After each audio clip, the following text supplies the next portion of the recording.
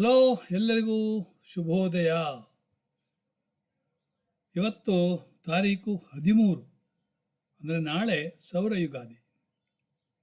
ಎಲ್ಲರಿಗೂ ಸೌರ ಯುಗಾದಿಯ ಶುಭಾಶಯಗಳು. ಈಗ ಮಕರ ಲಗ್ನ, ಕುಂಭ ಲಗ್ನ ಹಾಗೂ ಮೀನ ಲಗ್ನ ಮತ್ತು ರಾಶಿಗಳು ಇವರಿಗೆ ಸೌರ ಯುಗಾದಿಯ ಫಲ ನಿಂತು ಹೋಗಿದೆ. ಅದನ್ನೀಗ ನಾನು ನಿಮಗೆ ತಿಳಿಸಲಿಕ್ಕಿದ್ದೇನೆ.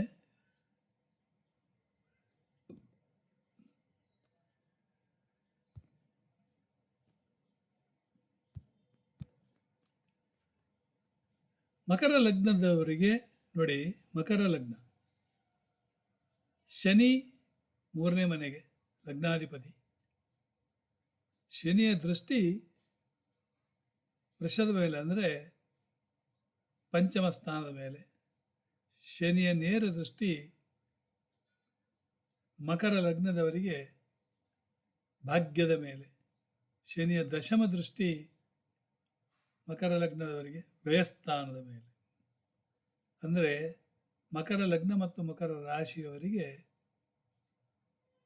ಮಕ್ಕಳು ಸ್ವಲ್ಪ ಸೋಂಬೇರಿಗಳಾಗ್ತಾರೆ, ಭಾಗ್ಯ ಸ್ವಲ್ಪ ನಿಧಾನವಾಗ್ತದೆ. ಯಾಕಂದರೆ ಶನಿ ಮಂದಗ್ರಹ. ಶನಿಯ ದೃಷ್ಟಿ ಕೆಟ್ಟದನ್ನು ಮಾಡ್ತದೆ, ಗುರುವಿನ ದೃಷ್ಟಿ ಒಳ್ಳೆಯದನ್ನು ಮಾಡ್ತದೆ. ದಶಮ ಸ್ಥಾನ ಅಂದರೆ ವ್ಯಯಸ್ಥಾನ, ಖರ್ಚು ಜಾಸ್ತಿ ಮಕರ ಲಗ್ನ ಮಕರ ರಾಶಿಯವರಿಗೆ.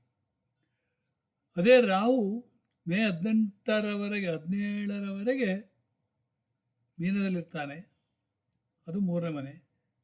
ಕೊನೆಗೆ ಮೇ 18ಕ್ಕೆ ಕುಂಭಕ್ಕೆ ಬರ್ತಾನೆ, ಅಂದರೆ 2ನೇ ಮನೆಯಲ್ಲಿ.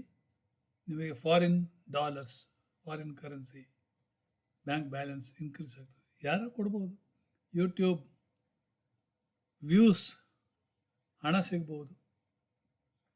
ರಾವಿನ ಪಂಚಮ ದೃಷ್ಟಿ ನಿಮ್ಮ 1, 2, 3, 4, 5 ವೃಶ್ಚಿಕ ರಾಶಿ ಮಕರ ಲಗ್ನದವರಿಗೆ ಅದು ಲಾಭದ ಸ್ಥಾನ, ಒಳ್ಳೆಯದು. ರಾವಿನ 9ನೇ ದೃಷ್ಟಿ ಕುಜನ ಮೇಲೆ, ಅಂದರೆ ಮಕರ ಲಗ್ನದವರಿಗೆ ಸಪ್ತಮ ಸ್ಥಾನ. ನಿಮ್ಮ ಸ್ಪೌಸಿನ ಜೊತೆಗೆ ಸ್ವಲ್ಪ ಕಿರಿಕಿರಿ ಆಗುವ ಸಾಧ್ಯತೆ ಉಂಟು. ಅದೇ ರವಿ ಮೇಷದಲ್ಲಿರ್ತಾನೆ 1 ತಿಂಗಳು, ಸಂಕ್ರಾಂತಿ ಟು ಸಂಕ್ರಾಂತಿ. ಮಕರದವರಿಗೆ ಸೂರ್ಯ ಬಲ 4ನೇ ಮನೆ ಸುಖ ಸ್ಥಾನದಲ್ಲಿ. ಇನ್ನು ಗುರುವಿನ ದೃಷ್ಟಿ ಭಾಗ್ಯದ ಮೇಲೆ. ಶನಿ ದೃಷ್ಟಿ ಎಲ್ಲಿದೆಯೋ ಗುರುವಿನ ದೃಷ್ಟಿ ಅಲ್ಲೇ. ಗುರುವಿನ ನೇರ ದೃಷ್ಟಿ ವೃಶ್ಚಿಕದ ಮೇಲೆ, ಅಂದರೆ ಮಕರ ಲಗ್ನದವರಿಗೆ ಲಾಭದ ಮೇಲೆ, ಒಳ್ಳೆಯದು. ಗುರುವಿನ 9ನೇ ದೃಷ್ಟಿ ಮಕರ ಲಗ್ನದ ಮೇಲೆ, ರಾಶಿಯ ಮೇಲೆ, ಅದು ಒಳ್ಳೆಯದೇ. ಆಯಿತಾ? ಹಾಗೆ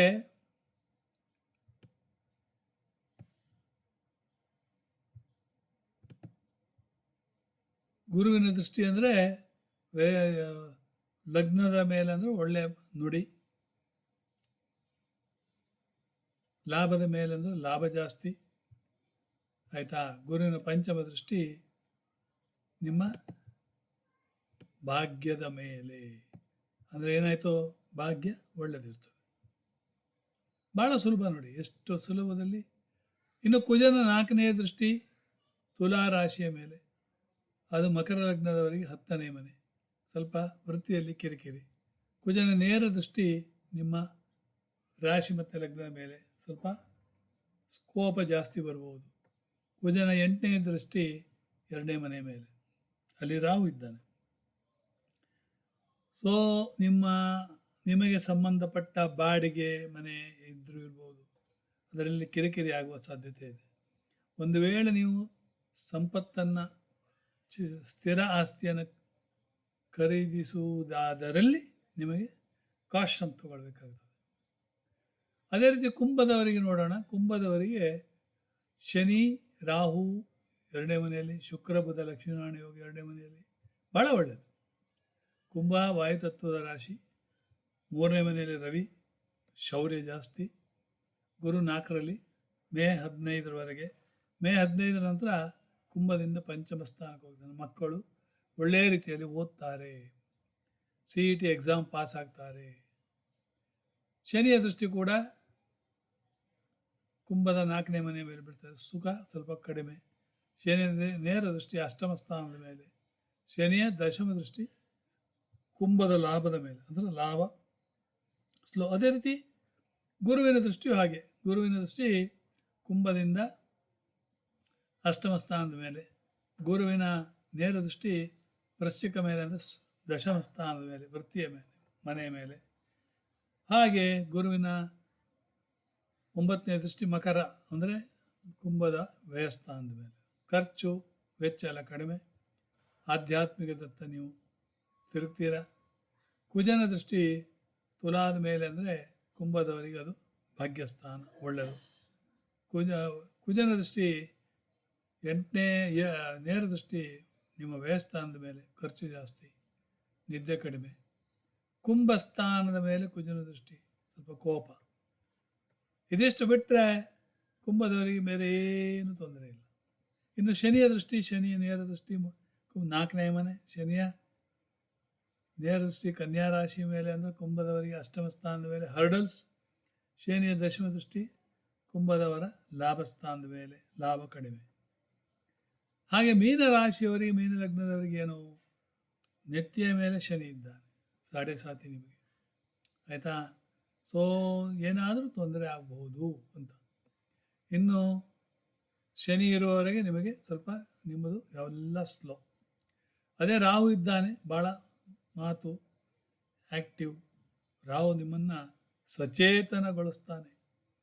ರಾಹುವಿನ ಪಂಚಮ ದೃಷ್ಟಿ ನಿಮಗೆ ಮೀನರಾಶಿಯವರಿಗೆ ಭಾಗ್ಯದ ಮೇಲೆ ಇರ್ತದೆ, ಅಂದರೆ ಡಿಸ್ಟೆಂಟ್ ಟ್ರಾವೆಲ್ಸ್.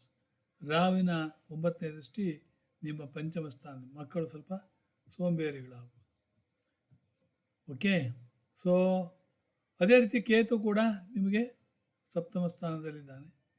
ಸೊ ನಿಮ್ಮ ಸ್ಪೌಸ್ ಸ್ವಲ್ಪ ಸ್ಪಿರಿಚುವಲ್ ಲೈನಲ್ಲಿ ಹೋಗ್ತಾರೆ, ಆಯಿತಾ. ಹಾಗೆ ಮೇ 18ರ ನಂತರ ರಾಹು ಕುಂಭಕ್ಕೆ ಬರ್ತಾನೆ, ಅಂದರೆ ನಿಮಗೆ ವ್ಯಯಸ್ಥಾನದ ಮೇಲೆ, ನೀವು ಫಾರಿನ್ ಟ್ರಿಪ್ ತೊಗೊಳ್ತೀರ. ಶನಿ ನಿಮಗೆ ಹಾಗೆ ಅಲ್ಲೇ ಇರ್ತಾನೆ 2.5 ವರ್ಷದವರೆಗೆ. ರವಿ ನಿಮಗೆ ಉಚ್ಚ ಸ್ಥಾನದಲ್ಲಿದ್ದಾನೆ, ಧನಸ್ಥಾನದಲ್ಲಿ. 1 ತಿಂಗಳು ಮಾತ್ರ, 1 ತಿಂಗಳು ರವಿ ಉಚ್ಚ ಆದ್ದರಿಂದ ನಿಮ್ಮ ತಂದೆಯಿಂದ ಲಾಭ. ಸೌರ ಯುಗಾದಿಗೆ ನಿಮಗೆ ಬಂಪರ್. ಓಕೆ. ಸೊ ಮೀನ ಲಗ್ನ, ಮೀನ ರಾಶಿಯವರಿಗೆ ಓಕೆ, ಚಾನ್ಸ್. ಇದಿಷ್ಟು ನಿಮ್ಮ ಸೌರ ಯುಗಾದಿಯ ಫಲಗಳು. ಅಂದರೆ ಏನು ನೀವು ಪ್ರಿಕಾಷನ್ ತಗೊಳ್ಬೇಕು ಅಂತ ನೀವು ಕೇಳ್ಬೋದು. ಪ್ರಿಕಾಷನ್ ತಗೊಳ್ಳಿಕ್ಕೆ ನೋಡಿ, 7.5ಗೆ ನೀವು ಏನಾರು ಮಾಡಬೇಕು. ಮೀನ ರಾಶಿ 7.5ಗೆ ನನ್ನ ಪ್ರಕಾರ ನೀವು ನವಗ್ರಹಗಳಿಗೆ ತಿರುಗುವುದು ಒಳ್ಳೆಯದು. 9 ಸುತ್ತು ಶನಿವಾರ ಒಂದು ಹಾಕಿದರೂ ಸಾಕಾಗ್ತದೆ. ಎಳ್ಳೆಣ್ಣೆ ದೀಪ ಹಾಗೂ ಎಳ್ಳೆಣ್ಣೆಯಲ್ಲಿ ಅದ್ದಿದಂಥ ಎಳ್ಳು ಮತ್ತು ಎಣ್ಣೆಯಲ್ಲಿ ಅದ್ದಿದಂಥ ಎಳ್ಳನ್ನು ಸವರೋದು, ಅದನ್ನು ಶನಿಗೆ ಹೊದಿಸಿ ಬರೋದು ಭಾಳ ಒಳ್ಳೆಯದಾಗ್ತದೆ. ಸೊ ಇದರಿಂದಾಗಿ ಏನಾಗ್ತದೆ ಅಂದರೆ ನಿಮಗೆ ಯಾವ ರೀತಿಯ ಒಂದು ಪ್ರಾಬ್ಲಮ್ಮು ಇರುವುದಿಲ್ಲ. ಅದೇ ರೀತಿ ಹನುಮಾನ್ ಚಾಲಿಸ ಹೇಳಿದರೂ ಕೂಡ ಮಂಗಳವಾರ ಶನಿವಾರ ಹೇಳಿದರೆ ಹನುಮಾನ್ ಭಕ್ತರಿಗೆ ಶನಿ ಏನೂ ಮಾಡೋದಿಲ್ಲ. ನೀವು ಹನುಮಾನ್ ಗಡಿಯ ಹನುಮಂತನ ದರ್ಶನ, ಇಲ್ಲಾಂದರೆ ಲೈಟ್ ಡೌನ್ ಹನುಮಂತ ಪ್ರಯಾಗರಾಜಲ್ಲಿದೆ, ಆಯಿತಾ. ಇನ್ನು ಕಾಶಿ ವಿಶ್ವನಾಥನ ದರ್ಶನ ಮಾಡಿದರೂ ಒಳ್ಳೆಯದೇ. ಆಮೇಲೆ ಸಂಕಟ ಮೋಚನ ಎಲ್ಲೆಲ್ಲಿ ಇದೆಯೋ, ಸಂಕಟ ಮೋಚನ ಹನುಮಂತ ನಮ್ಮ ಸಾಲಿಗ್ರಾಮದಲ್ಲಿ ಆಂಜನೇಯನಿಗೆ ಪ್ರತಿ ದಿವಸ ಬಸ್ಸುಗಳು 1,000 ಬಸ್ಸುಗಳು ತಿರುಗ್ತಾ ಇರ್ತವೆ. ಮಂಗಳೂರು, ಉಡುಪಿ, ಕುಂದಾಪುರ ಅಂತೇಳಿ ಅವರುಗಳು ಎಣ್ಣೆ ಹಾಕ್ತಾ ಹೋಗ್ತಾರೆ. ಎಲ್ಲ ಬಸ್ಸುಗಳು ಬಾಂಬೆ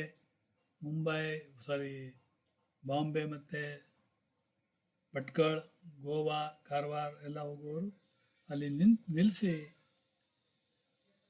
ನಂದಾದೀಪ ಹಚ್ಚಿ ನಂದಾದೀಪಕ್ಕೆ ಎಣ್ಣೆ ಹಾಕಿ ಎಳ್ಳೆಣ್ಣೆ ಹಾಕಿ ಹೋಗ್ತಾರೆ. ಭಾಳ ಸೇವೆ, ಅದರಿಂದ ಭಾಳ ಉತ್ತಮವಾಗ್ತದೆ, ಆಯಿತಾ. ಸೊ ರಾಮನವಮಿ ಆಯಿತು. ಹನುಮಾನ್ ಜಯಂತಿಯೂ ಆಯಿತು. ಸೊ ಆದ್ದರಿಂದ ನಿಮಗೆ ಎಲ್ಲರಿಗೂ ಈ ಸೌರ ಯುಗಾದಿ ಹೊಸತು ತರಲಿ ಅಂತ ನಾನು ಇಷ್ಟಪಡ್ತೇನೆ. ಇಲ್ಲಿಗೆ ಸ್ಟಾಪ್ ಮಾಡ್ತೇನೆ. ನಮಸ್ಕಾರ.